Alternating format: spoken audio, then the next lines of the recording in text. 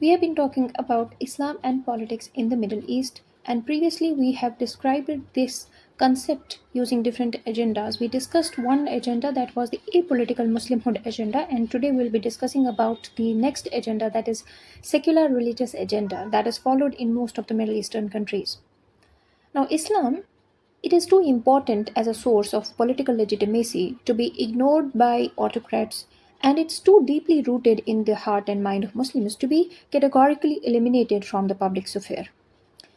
That is the reason that most of the Middle Eastern elites they adapt this agenda, which is labeled as secular religious.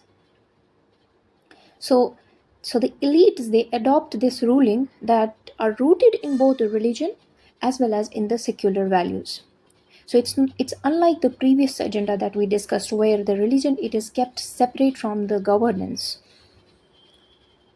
So these kind of the people the community that follows this agenda they act as if they are the true representatives of Islam.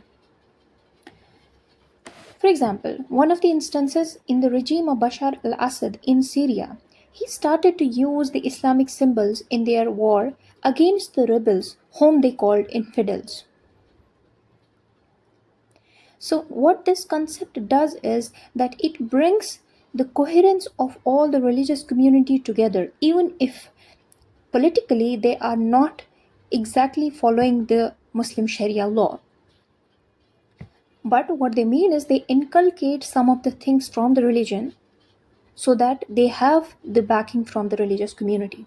That is what secular religious agenda is, and that is what we see uh, most of the Middle Eastern countries following these days, such as the Gulf countries. So they have this kind of a agenda where it appears that these are the Muslim countries. So apparently they are rooted in the Muslim tradition, but we see that they do not follow the Sharia law altogether.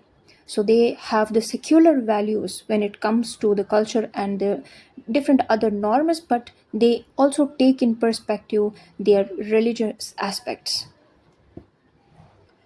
And this is what we see in most of the countries in the recent times.